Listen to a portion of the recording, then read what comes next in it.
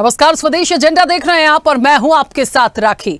Bulldozer action पर supreme court ने सख्त टिप्पणी की है। अदालत ने कहा कि आरोपी या दोषी का घर नहीं गिराया जा सकता है, ये किसी भी कीमत पर स्वीकार्य नहीं है। अदालत ने अपने फैसले की शुरुआत में कहा, अपना घर हो, अपना आंगन हो, इस ख्वाब में हर कोई जीता है। इंसान के दिल की ये चाहत है कि एक घर का सपना कभी ना छूटे। सुप्रीम कोर्ट ने दो टूक कहा कि इस मामले में मनमाना रवैया बर्दाश्त नहीं किया जाएगा। बगैर सुनवाई आरोपी को दोषी नहीं करार दिया जा सकता है और अधिकारी मनमाने तरीके से काम नहीं कर सकते। कोर्ट ने कहा कि मामले का दायरा सीमित है। मुद्दा यह है कि क्या किसी अपराध के आरोपी या दोषी होने पर संपत्ति को ध्वस्त किया जा सकता है। एक घर केवल एक संपत्ति नहीं है, बल्कि सुरक्षा के लिए परिवार की सामूहिक उम्मीद का प्रतीक है। ऐसे में नियम के मुताबिक बुलडोजर की कार्रवाई कहीं से कहीं तक उचित नहीं है। कोर्ट ने इसे कानून का उल्लंघन बताते हुए इस पूरे मामले में अनुच्छेद 142 के तहत ये फैसला सुनाया।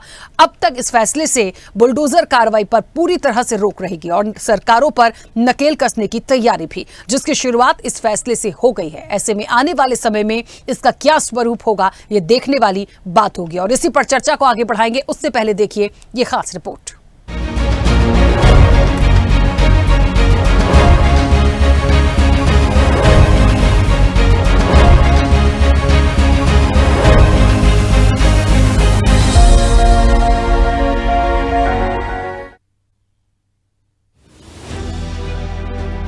किसी भी आरोपी को सजा देने के लिए क्या बुलडोजर की कार्रवाई सही है? नहीं। दरअसल सुप्रीम कोर्ट के इस फैसले से उन सभी मामलों पर बहस तेज हो गई है जिन पर पहले बुलडोजर की कार्रवाई की गई। ऐसे में सबसे पहले समझते हैं कि किस नियम के तहत बुलडोजर एक्शन पर रोक लगाई गई। अनुच्छेद 142, जिसके तहत सुप्रीम कोर्ट ने बुलडोजर एक्शन पर रोक लगाई। भारतीय संविधान का अनुच्छेद 142 कोर्ट को विवेकाधीन शक्ति देता है। जिन मामलों में अब तक कानून नहीं बन पाया है, उन मामलों में न्याय करने के लिए सुप्रीम कोर्ट अपना फैसला सुना सकता है। बुलडोजर एक्शन को लेकर ही नहीं, इससे पहले तलाक के कुछ खास मामलों में भी सुप्रीम कोर्ट ने अनुच्छेद 142 को आधार बनाते हुए फैसला सुनाया था। 90 के दशक से अब तक कई ऐसे मामले सामने आ चुके हैं जिसमें संविधान के अनुच्छेद 142 ने सुप्रीम कोर्ट को विशेष शक्ति दी। अनुच्छेद 142 सुप्रीम कोर्ट को दो पक्षों के बीच पूर्ण न्याय करने की विशेष शक्ति प्रदान करता है। कई बार अनुच्छेद 142 की आलोचना भी की जा चुकी है। तर्क दिया गया कि अदालत के पास व्यापक विवेकाधिकार है, लेकिन न्याय को लेकर मनमाने ढंग से इसका दुरुपयोग हो सकता है। सुप्रीम कोर्ट ने कहा, सरकार मनमाने तरीके से कार्रवाई नहीं कर सकती। किसी के घर को सिर्फ इस आधार पर नहीं तोड़ा जा सकता कि वो किसी आपराधिक मामले में आरोपी है या दोषी है। बुलडोजर कार्रवाई पर सुप्रीम रोक के लिए 5 सबसे बड़ी बातों को आधार बनाया गया है। कोई मनमानी कार्रवाई नहीं, मनमानी हुई तो देना होगा मुआवजा। मौलिक है घर का अधिकार, अधिकारों की रक्षा करना अदालत की जिम्मेदारी। सुप्रीम कोर्ट ने इंदिरा गांधी बनाम राजनारायण के साथ 3 फैसलों का जिक्र करते हुए कहा, अगर कानून के खिलाफ जाकर कोई कार्रवाई की जाती है तो अधिकारों की रक्षा करने का काम अदालत का है। कार्यपालिका न्यायपालिका की जगह नहीं ले सकती। सुप्रीम कोर्ट के फैसले के बाद अब समझना होगा कि आगे क्या हो सकता है और क्या नहीं। राज्य आरोपी या दोषी के खिलाफ मनमानी कार्रवाई नहीं कर सकता। घर सिर्फ इसलिए नहीं गिराया जा सकता क्योंकि कोई व्यक्ति आरोपी है। बुलडोजर एक्शन सामूहिक दंड देने के जैसा है, जिसकी संविधान में अनुमति नहीं है। निष्पक्ष सुनवाई के बिना किसी को दोषी नहीं ठहराया जा सकता। कानून के शासन, कानूनी व्यवस्था में निष्पक्षता पर विचार करना होगा। कानून का शासन मनमाने विवेक की अनुमति नहीं देता है। चुनिंदा डिमोलेशन से सत्ता के दुरुपयोग का सवाल उठता है। संवैधानिक लोकतंत्र में नागरिक अधिकारों और आजादी की सुरक्षा जरूरी है। अधिकारियों को सत्ता का दुरुपयोग करने पर बख्शा नहीं जा सकता।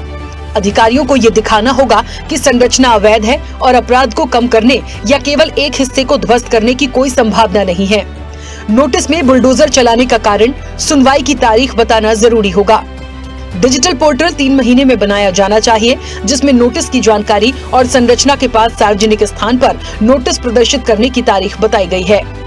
व्यक्तिगत सुनवाई की तारीख जरूर दी जानी चाहिए। इमारत तभी गिराई जा सकती है जब अनाधिकृत संरचना सार्वजनिक सड़क, रेलवे ट्रैक, जल निकाय पर हो। प्रक्रिया का पालन करने के बाद ही इमारत गिराई जा सकती है। बिना अपील के रात भर ध्वस्तीकरण के बाद महिलाओं और बच्चों को सड़कों पर देखना सुखद दृश्य नहीं है। सुप्रीम कोर्ट ने कहा 15 दिन का कारण बताओ नोटिस जारी होना चाहिए। नोटिस जारी होते ही कलेक्टर या जिला मजिस्ट्रेट को ऑटो जनरेटेड ईमेल भेजा जाना चाहिए, जिससे बैकडेटिंग को रोका जा सके। कोर्ट ने कहा कानून का शासन, नागरिकों के अधिकार और प्राकृतिक न्याय का सिद्धांत आवश्यक शर्तें हैं। अगर किसी संपत्ति को केवल इसलिए ध्वस्त कर दिया जाता है क्योंकि व्यक्ति पर आरोप लगाया गया है तो ये पूरी तरह से असंवैधानिक है। कुल मिलाकर बुलडोजर पर सुप्रीम रोक लगी है। हाल ही में पूर्व सीजीआई DY चंद्रचूड़ ने भी इस मामले को असंवैधानिक बताया था। उनका स्टेटमेंट साफ था, बुलडोजर न्याय कानून के शासन के तहत अस्वीकार्य है। 3 राज्य मध्य प्रदेश, राजस्थान और उत्तर प्रदेश में बुलडोजर की कार्रवाई जमकर हुई है। इस फैसले के बाद सियासी गलियारों में भी हलचल है और प्रतिक्रियाओं का दौर जारी है। जो सुप्रीम कोर्ट का फैसला आया है सरकार के खिलाफ, उसका धन्यवाद देता हूं, बधाई देता हूं। और वो जो लाइनें पढ़ी उन्होंने, जिस तरीके से घर तोड़ा गया था बुलडोजर से, उसके खिलाफ कोर्ट में गए और उसके बाद जो जजमेंट आया है, ऐसे कम फैसले होते हैं जहां पर सरकार को जुर्माना देना पड़ता है।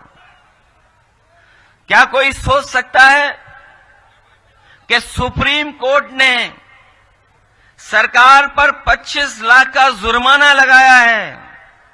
न केवल जुर्माना लगाया है, बल्कि ऐसे दोषी अधिकारियों के खिलाफ कार्रवाई करने के लिए भी कहा है जिन्होंने बुलडोजर चला करके किसी का घर तोड़ने का काम किया है।